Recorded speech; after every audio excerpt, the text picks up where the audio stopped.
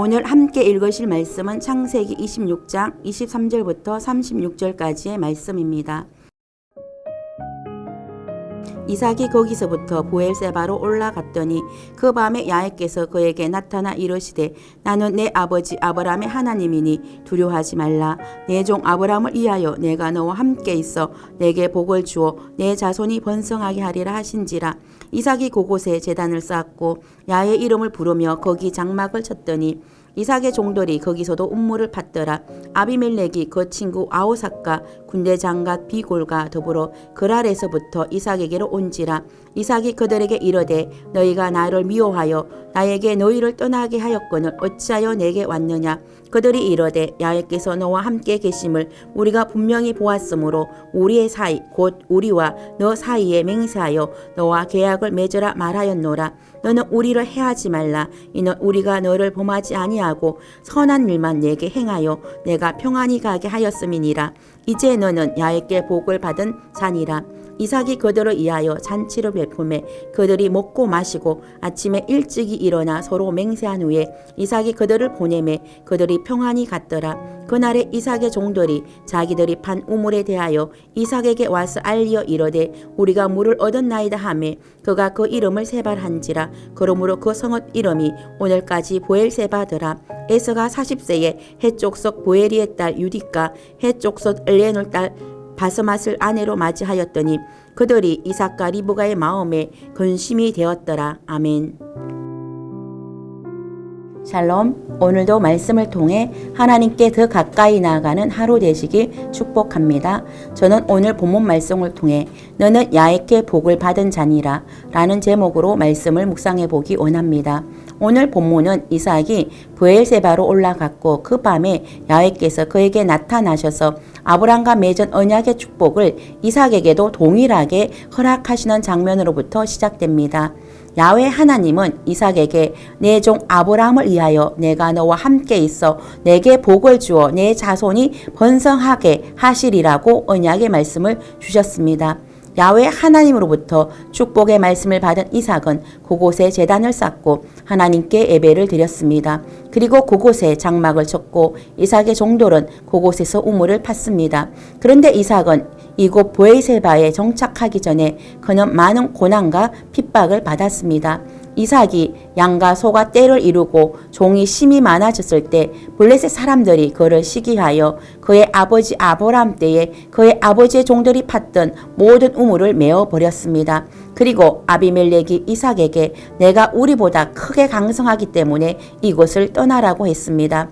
이삭은 하나님께 축복을 받아 거부가 되었지만 이삭이 강성하게 되는 것을 두려워한 아비멜렉은 이삭을 위협하고 그가 살고 있던 터전에서 이삭을 쫓아냈습니다. 이때 이삭은 우물도 빼앗기고 자신이 일구어 놓은 모든 삶의 터전도 빼앗기고 그곳을 떠났습니다. 그리고 그랄이란 곳에 이주하여 이삭의 종들이 골짜기를 파서 샘 근원을 얻었습니다. 그런데 이곳에서도 그랄 목자들과 이삭의 목자들 간에 다툼이 일어났습니다. 이삭은 그 다툼으로 그 우물 이름을 에색이라고 했습니다. 다툼으로 인하여 이삭은 또 다른 곳에 우물을 팠습니다. 그런데 또 다툼이 있었습니다. 이삭은 그들이 또 다툼으로 그 이름을 신나라 했습니다. 이삭은 또 거처로 옮겨 우물을 팠습니다. 그곳에서는 더 이상 다툼이 일어나지 않았습니다. 그리하여 그곳 이름을 르호봇이라고 하였습니다. 이삭은 이처럼 우물로 인하여 계속적인 핍박과 고난을 받았습니다. 그런데 이삭은 다툼이 생길 때마다 우물을 지키기 위해 다투지 않았고 모든 우물을 양보했습니다. 그리고 새로운 지역에 자신의 삶의 터전을 잡고 그곳에서 새롭게 우물을 팠습니다. 그런데 이삭이 가는 곳마다 우물을 파면 우물을 파는 곳마다 물을 얻을 수 있었습니다.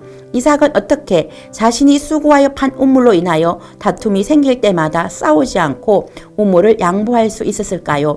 인간의 눈으로 보면 너무나 어리석어 보입니다. 요즘은 착한 것을 무능하다고 생각하는데 인간의 눈으로 보면 무능해 보입니다. 마땅히 자신이 수고하여 얻은 우물이라면 자신의 소유권을 주장할 수 있음에도 불구하고 그는 그 우물을 양보했습니다. 그것은 바로 자신이 이 우물을 양보하고 또 다른 곳에 우물을 파면 그곳에서도 또 물을 얻을 수 있다는 믿음이 있었기 때문입니다. 자신과 함께 하시는 하나님께서 새로운 삶의 터전에 또 다른 우물을 예비해 주실 것을 믿었기 때문입니다.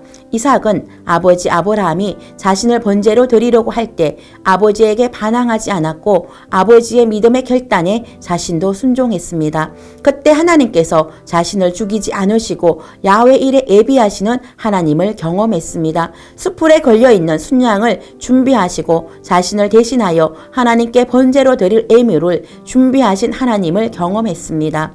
그렇기 때문에 이삭은 야훼 일의 하나님을 믿었습니다. 이 우물이 내 생명을 보존할 수 있는 생명의 근원이 되는 것이 아니라 하나님만이 나의 생명을 보존해 주실 수 있는 분이라는 것을 믿었습니다. 그렇기 때문에 계속되는 다툼 가운데서도 지속적으로 우물을 양보하고 또 양보할 수 있었던 것입니다.